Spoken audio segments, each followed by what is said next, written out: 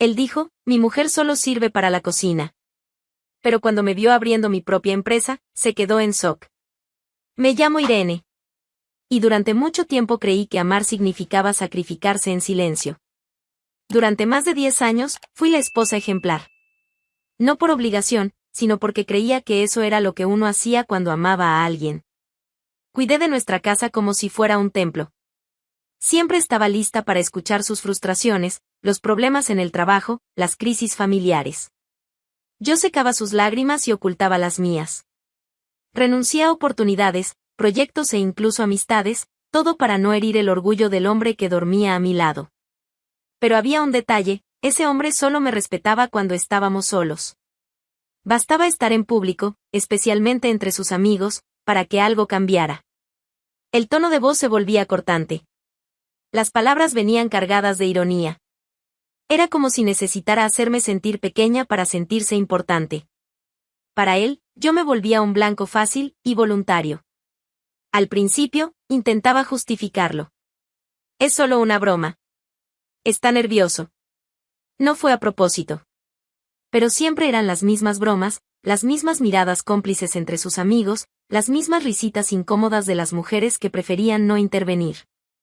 Una vez, durante un asado, cuando comenté que tenía curiosidad por abrir un pequeño negocio, quizás hacer un curso para aprender sobre el tema, él respondió en voz alta, riendo, Irene quiere emprender, gente. Va a revolucionar el mercado de velas aromáticas y bordado. La gente rió. Algunos lo disimularon. Yo, como siempre, fingí que también reía. Pero por dentro, otra grieta se abría. La escena se repetía con frecuencia. En cada encuentro, venía un nuevo comentario para reducirme. Esa nació para limpiar baños, no para abrir empresa. Mi mujer es alérgica a los libros. ¿Va a abrir un negocio? Primero aprende a usar la computadora. Y yo sonreía. Lo aguantaba. Volví a casa sintiéndome cada vez más pequeña. Por fuera, fingía estabilidad. Por dentro, era una implosión constante. Y lo peor es que, incluso con todo ese dolor, creía que algún día él cambiaría. Que verme tan dedicada a él lo haría verme de verdad. Pero nada cambiaba. Porque, en el fondo, él no quería que yo creciera. Quería solo una extensión de su propio ego, callada, útil, predecible. Hasta esa noche. Era un viernes. Estábamos en una cena en casa de Salvador, uno de sus amigos más antiguos. Había más gente de lo habitual, y todos estaban animados, riendo fuerte, hablando de la crisis en el país, del fútbol, de un nuevo bar en la ciudad. Mientras las mujeres se reunían en la terraza, yo me quedé cerca de la cocina, escuchando la conversación sin participar mucho. En cierto momento, uno de ellos, creo que fue Miguel, comentó que su esposa había comenzado un curso de marketing. Aproveché la oportunidad, entusiasmada, y dije, ¿saben que yo también estaba pensando en hacer algo así? Siempre me gustó planear, organizar. Creo que me gustaría administración, tal vez algo relacionado a negocios. La conversación se detuvo. Durante 2 segundos, nadie dijo nada. Fue el tiempo exacto que él necesitó para atravesarme con su voz, ¿Irene? ¿Administración? Soltó una risa seca. Mi mujer apenas puede organizar las cuentas de la casa. ¿Va a estudiar ahora? En cualquier momento dirá que quiere abrir una empresa, convertirse en CEO. Las personas rieron. Algunas, por nervios. Una amiga me miró, incómoda. Yo lo miré a él, sin sonreír. Sin decir nada.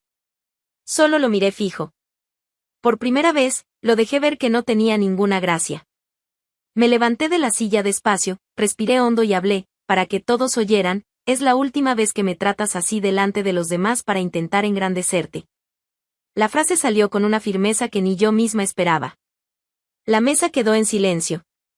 Él me miró como si hubiera cometido una ofensa imperdonable. Pero no respondí más. Solo dije eso, como quien cierra un ciclo. Él sonrió, una sonrisa de desprecio, ¡qué drama, Irene! Fue solo una broma. ¿Ahora te volviste conferencista motivacional? Nadie se rió. Pero él siguió. Y siguió burlándose cuando, al día siguiente, realmente fui hasta la Universidad de Valencia e hice mi preinscripción en el curso de gestión empresarial. Cuando regresé y se lo conté, no lo podía creer. ¿De verdad estás tomando esto en serio? Sí. ¿De verdad crees que vas a aguantar? Facultad, Irene. ¿Tú? Sí. Bufó. Dijo que estaba viviendo una fantasía ridícula. Que iba a tirar el dinero a la basura, que no duraría ni un semestre. Que estaba pasando por una crisis y quería sentirse importante. Desde el día en que empecé la carrera de gestión empresarial, todo dentro de casa cambió, o mejor dicho, se volvió más claro. Empecé a ver con otros ojos lo que antes me parecía normal. Sus ataques, las risas disfrazadas de burla, el desprecio en forma de chiste, todo siempre había estado allí. La diferencia ahora era que ya no lo aceptaba en silencio. Él, por su parte, no soportaba ver esa nueva versión de mí. No era un cambio de ropa, ni de actitud. Era simplemente el hecho de que yo estaba mirando hacia adelante. Estudiando. Ocupada con algo que no era él. Y eso lo molestaba más que cualquier cosa. Las primeras semanas del curso fueron difíciles, claro. Me sentía fuera de lugar. Las clases online, las lecturas, los trabajos en grupo, todo era nuevo. Pero estaba dispuesta a aprender. A empezar desde cero. Llegaba a casa cansada, a veces frustrada, pero con una sensación de propósito que nunca antes había sentido. Era como si, por primera vez, estuviera caminando por mi cuenta. Él fingía no importarle. Pero cada vez que abría el material o comentaba algo de una clase, la respuesta venía con ironía: ¿estás estudiando otra vez? Decía, pasando por la sala con el plato en la mano. Tantas cosas por hacer en esta casa, y tú con esa tontería de la facultad. Cuando empieces a trabajar, espero que ya no quieras mi ayuda para pagar las cuentas. ¿Será que vas a ser compañera de la sobrina de Verónica? Ella tiene 18 años. Los comentarios no paraban. Venían uno tras otro, como gotas constantes desgastando mi paciencia. Yo intentaba ignorarlo. Me sumergía en los estudios, me alejaba emocionalmente, creaba mi propio espacio. Pero dentro de casa, el ambiente era cada vez más asfixiante. Hasta que llegó la noche que nunca olvidaré. Era sábado, y él decidió invitar a sus amigos a cenar en casa. No me consultó. Solo me avisó unas horas antes, como si fuera mi obligación recibir, cocinar, limpiar, sonreír. Va a ser solo la gente de siempre, dijo, sacando cervezas de la heladera. Nada especial. ¿Sabes cómo manejarlo? No respondí. Preparé una lasaña, organicé la sala, respiré hondo y me concentré en mantener la compostura. Las invitadas llegaron, y como siempre, las mujeres se reunieron en un rincón de la sala, mientras los hombres ocupaban la terraza, hablando alto, riendo, bebiendo. Me senté en el sofá, intentando parecer interesada en la conversación, cuando una de ellas, Ana, preguntó: ¿y tú, Irene? ¿Qué has estado haciendo con tu vida? Fue la primera vez en mucho tiempo que alguien me preguntaba eso con sinceridad. Mis ojos brillaron un poco. Sonreí. Entré a la universidad. Estoy estudiando gestión empresarial. Era un sueño antiguo, ¿sabes? Y ahora finalmente decidí invertir en eso.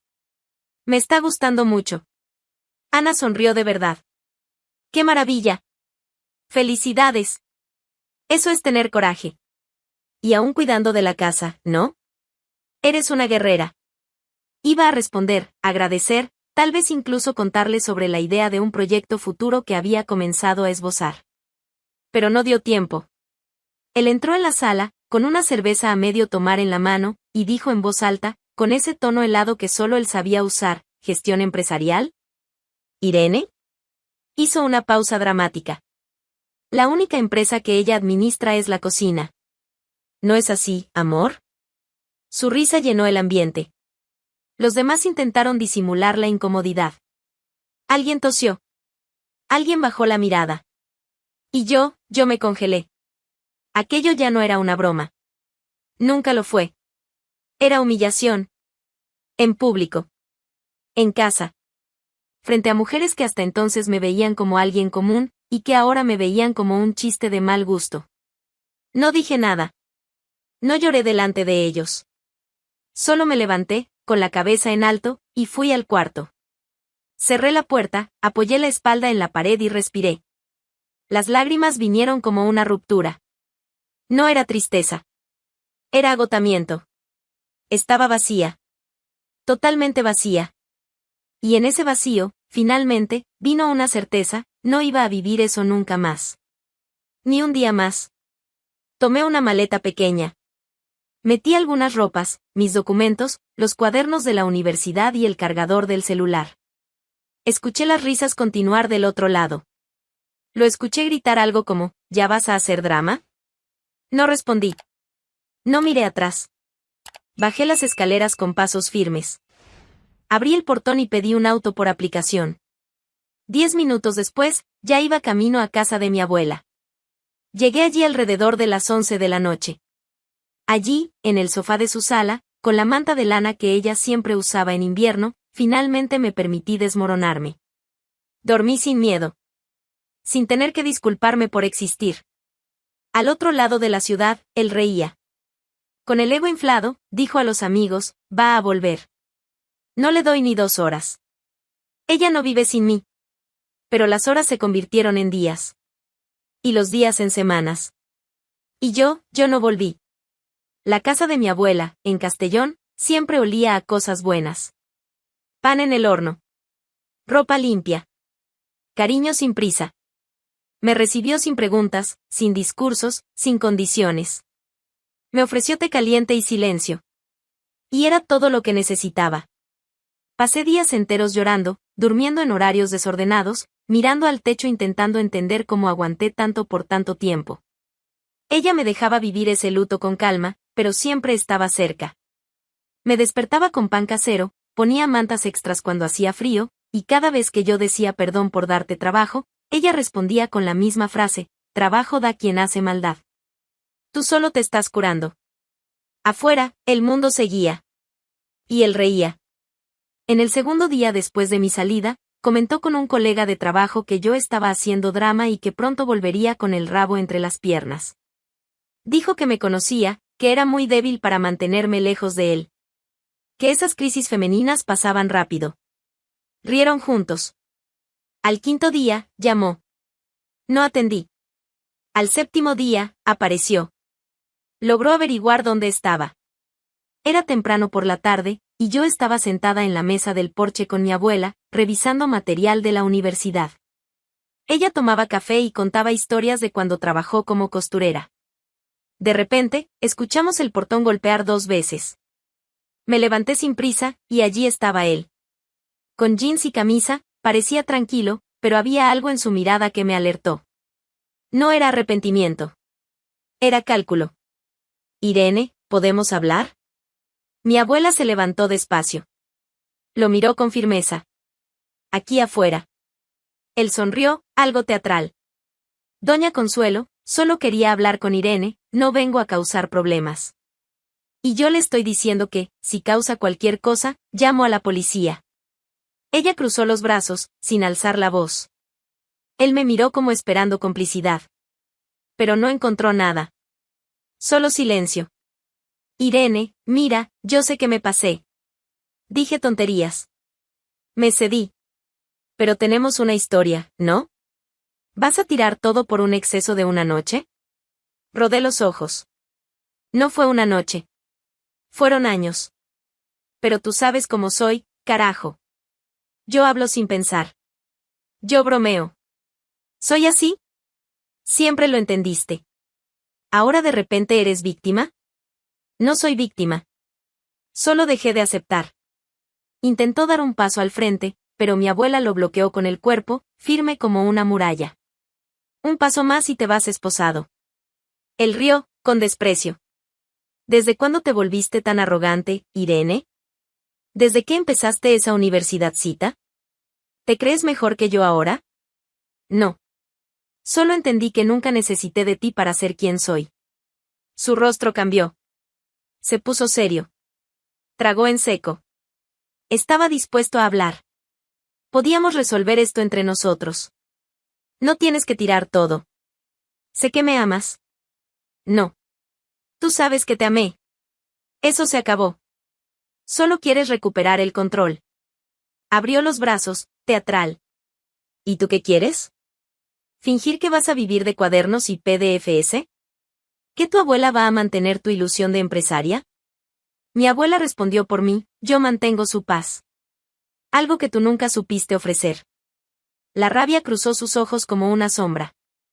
Sin decir nada, se dio media vuelta y se fue caminando despacio, como si aún esperara que yo lo llamara de vuelta. Pero yo me quedé allí. Quieta. Intacta. Al día siguiente, mandó un último mensaje, ok. Ya entendí. Suerte con tu vidita. Bloqueé el número. Y fui al registro civil de la ciudad. Pedí el divorcio. Sin pelea. Sin disputa por bienes. Sin querer nada que tuviera su nombre. Solo quería de vuelta mi nombre. Mi vida. Mi libertad. Seguí viviendo con mi abuela. La rutina se fue ajustando. Me levantaba temprano, asistía a las clases, estudiaba con disciplina. Ella me cuidaba con gestos pequeños, té con limón en los días de examen, silencio respetuoso en los días malos, consejos que llegaban sin imponer. Una noche, conversando en la mesa, me preguntó, ¿aún sientes rabia por él? Pensé por un instante. No. ¿Y pena? Insistió. Miré mi cuaderno lleno de apuntes, el plan de negocios que empezaba a esbozar. Tampoco. Solo alivio. Alivio de haberme ido antes de olvidar quién era. Ella sonrió, satisfecha. Y esa noche dormí con el alma más liviana que nunca. En los meses siguientes al divorcio, me sumergí en los estudios como quien aprende a caminar de nuevo. Cada clase, cada trabajo, cada lectura técnica sobre emprendimiento, finanzas, gestión y marketing era un ladrillo en la reconstrucción de mí misma. Empecé a ver el conocimiento como una herramienta de libertad. No se trataba solo de abrir una empresa, era sobre no depender nunca más de nadie para hacer o hacer lo que yo quisiera. Mi abuela seguía siendo mi refugio. Acompañaba mis avances con un orgullo silencioso, pero también con firmeza. No era del tipo que elogia a cada rato. Pero el brillo en sus ojos cuando yo le mostraba mis proyectos era más que suficiente. A veces, me daba consejos simples que lo decían todo, cuando alguien quiera cortarte las alas otra vez, tú le muestras que aprendiste a volar en línea recta. Fue en ese proceso que Blanca apareció en mi vida. Compañera de clase, 5 años menor que yo, llena de buenas ideas y una impulsividad que me sacaba de la zona de confort. Empezamos compartiendo trabajos, luego tardes enteras estudiando, y pronto ya hablábamos de abrir algo propio. Ella decía, Irene, si queremos hacer algo diferente, tenemos que empezar pequeño, pero pensar en grande. Teníamos un propósito en común, ayudar a pequeños negocios a organizarse, posicionarse, crecer con estructura. Ayudar a otras mujeres, dueñas de microempresas que, como nosotras, venían de abajo y no querían caridad, solo oportunidades. La idea se convirtió en plan. El plan en proyecto. Y el proyecto en una pequeña empresa con nombre y 2 mujeres determinadas al frente. Nuestro primer espacio fue modesto, una sala alquilada en el piso de arriba de un salón de costura. La mesa era prestada, los muebles reciclados, y la impresora se trababa todo el tiempo.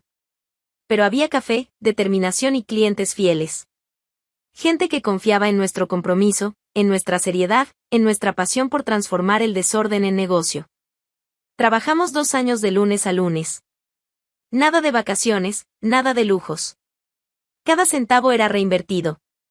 Mientras el dinero de muchas empresas se iba al Instagram y a selfies en oficinas con aire acondicionado, el nuestro se iba a hojas de cálculo, desarrollo de productos y atención personalizada. Funcionó.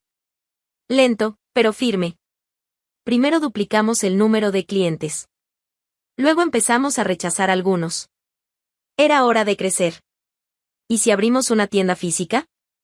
Me preguntó Blanca una tarde cualquiera. ¿Una tienda? Repetí, dudando. En el centro comercial. Visibilidad. Escaparate. Estamos listas, Irene. La idea parecía atrevida. Aterradora, incluso. Pero tenía sentido. La demanda aumentaba, los servicios se diversificaban. Era el momento de expandirse. Investigamos durante semanas hasta encontrar el lugar ideal, un local en el Shopping Estrella, en Valencia. Ubicación estratégica, buen flujo, alquiler accesible. Negociamos, Planeamos cada detalle de la reforma, diseñamos el layout de la tienda nosotras mismas. La inauguración fue marcada para un viernes. La semana anterior fue una locura: cajas, proveedores retrasados, carteles, iluminación, etiquetas, vitrinas. Dormimos poco. Comimos mal. Pero estábamos listas. El día de la apertura, me desperté antes del despertador. Me vestí con calma. Camisa clara, pantalón social oscuro, cabello recogido. Sin exageros.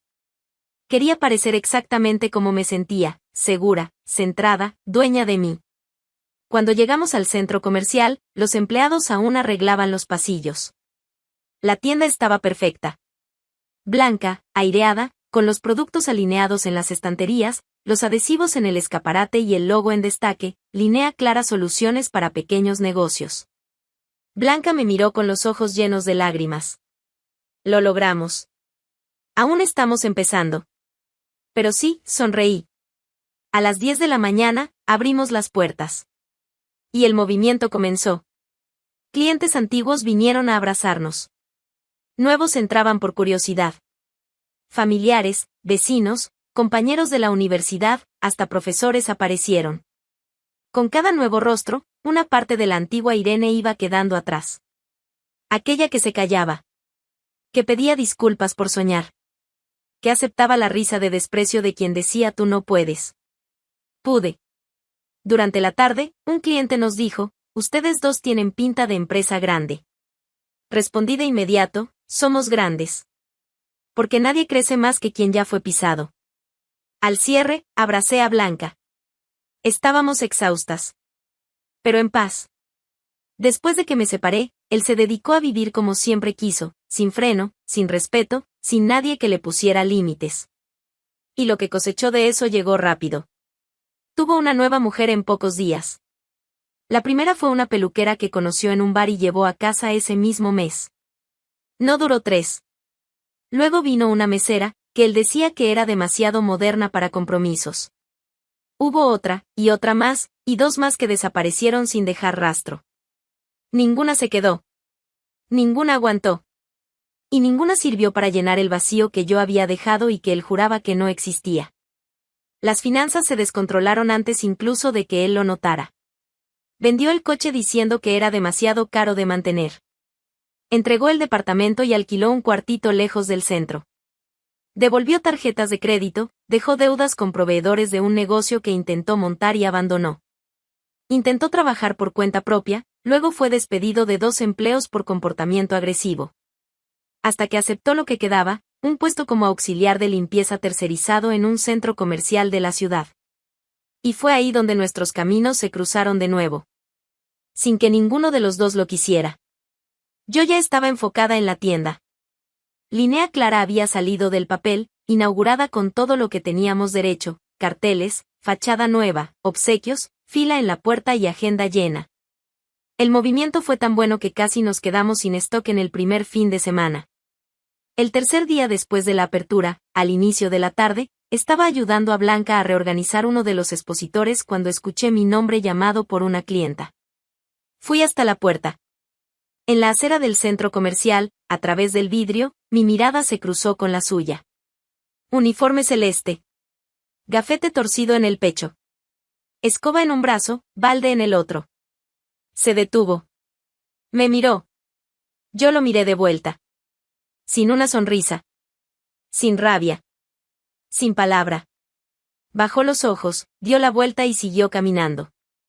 Después supe, por una de las empleadas de la plaza de comidas, que esa noche se descontroló. Tiró una bolsa de basura al suelo, pateó un armario, discutió con otro empleado. Dijeron que gritó que no aguantaba ver a esa mujer engreída caminando como si fuera dueña del mundo. 2 días después, apareció de nuevo. La tienda estaba llena. Era fin de tarde. Yo estaba en la entrada, saludando a una pequeña fila de clientes que esperaban para pagar. Blanca hablaba por teléfono con un proveedor, más al fondo. Y entonces, sucedió. Lo vi acercarse con el balde en la mano. Venía caminando rápido, con la cabeza baja y los dientes apretados. No miraba a los lados. Solo al frente. y el al frente era exactamente donde yo estaba. En ese momento, todo ocurrió en cámara lenta. Sus pasos acelerándose, los ojos fijos en mí. El balde se movía pesado, y desde lejos ya se veía el agua sucia desbordando, espesa, oscura, con restos de papel, jabón viejo y mugre de baño público. Era un ataque. Un intento de humillarme, de ensuciarme frente a todo lo que construí. Fue entonces cuando el guardia de seguridad entró en escena.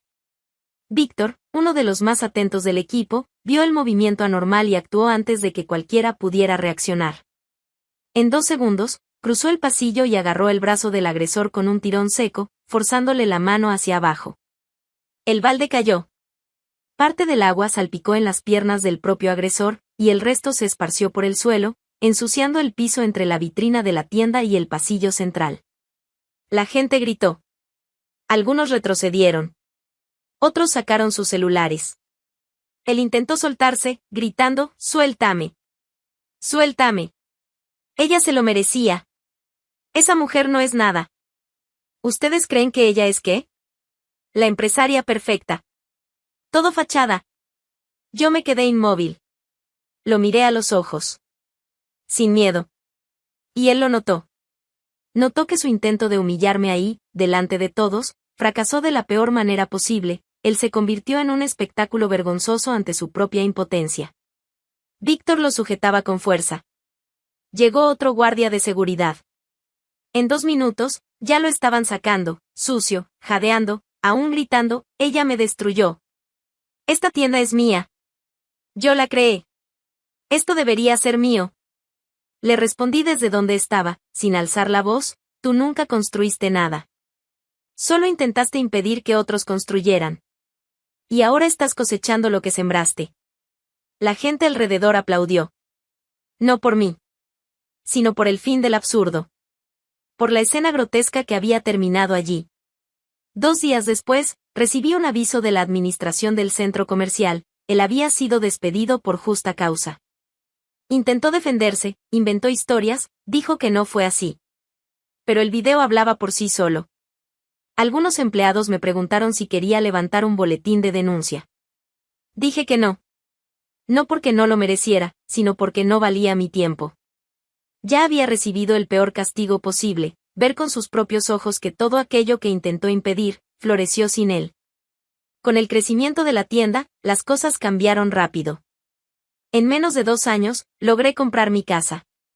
Pequeña, práctica, en el barrio que siempre me gustó. Elegí cada detalle de la reforma con calma, sin prisa y sin preocuparme por la opinión de nadie. Mientras tanto, también cuidé de la casa de mi abuela. Mandé rehacer el techo, cambiar el piso antiguo, instalar agua caliente en los 2 baños y pintar las paredes con los colores que ella misma eligió. Al principio le parecía un exceso. Pero bastó ver la cocina nueva funcionando y el balcón con las flores replantadas para entender que eso no era lujo. Era gratitud. Ella siempre decía que uno no necesita mucho. Y es verdad. Pero merecer lo mejor no es pecado. Pecado es pasar la vida aceptando lo peor por miedo a cambiar. Hoy tengo mi espacio, y ella tiene el suyo. Cada una con su casa, su libertad, y la certeza de que, pase lo que pase, estamos bien. Sin nadie al mando de nuestra paz. Y mientras tanto, él sigue existiendo. Solo. Viviendo de alquiler en un cuarto en el fondo de una casa alejada. Cambiando de dirección cada vez que entra en conflicto con el dueño o con los vecinos. Trabaja en empleos informales, sin contrato, cambia de celular todo el tiempo y miente sobre dónde está trabajando. Ya no tiene amigos. Solo conocidos que evitan hablar con él. Las mujeres también desaparecieron de su vida. Ya intentó volver con 2 ex, pero ambas se negaron. Una llegó a decir, con todas las letras, que prefería quedarse sola con su perro que volver a vivir con un hombre que solo sabe hacerse la víctima. Él fingió reír. Pero no lo superó. De vez en cuando, aún se cruza con alguien que menciona mi nombre. Dicen que finge indiferencia. Pero todos notan cómo cambia de tema. Él dice que prefiere no comentar, pero después anda hablando de mí como si todavía formara parte de mi historia. Pero ya no forma parte.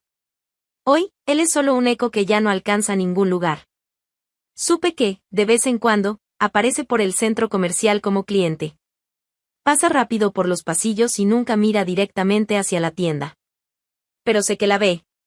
Y sé que duele. Porque ahora él presencia la realidad que tanto dudó. Y el éxito que intentó destruir se convirtió en vitrina. Literalmente. Nada en él ha cambiado. Sigue culpando a los demás. Dice que fue traicionado, que a los hombres no se les ayuda en este país, que todo se volvió en su contra. Pero todos ya entendieron, él fue el único responsable de estar donde está. ¿Y yo, dónde estoy? En paz. No por haber vencido, sino por haber seguido adelante. Con la conciencia de que nada de lo que conquisté fue fácil, y que nadie puede quitarme lo que construí con mis propios pasos. No pienso en él. No busco saber lo que hace. Solo sé lo que me comentan. Y, aun escuchando, no me afecta. Porque hoy mi vida no tiene espacio para el resentimiento. Cuando miro mi casa, veo el reflejo de la mujer que aprendió a tomar decisiones. Cuando miro la casa de mi abuela, veo a la mujer que nunca olvidó quien la sostuvo en el fondo del pozo. Y cuando escucho su nombre por ahí, veo a la mujer que no se dejó marchitar. Él sigue inconforme. Pero lo que lo destruye no es mi victoria. Es el hecho de que ya no tiene poder para impedir que alguien triunfe. Irene silenció a quienes decían que ella nunca sería nada, no con gritos, sino con resultados. Y si te gustan historias así, reales, fuertes y llenas de giros, suscríbete al canal. Hay mucho más por venir, y no querrás perdértelo.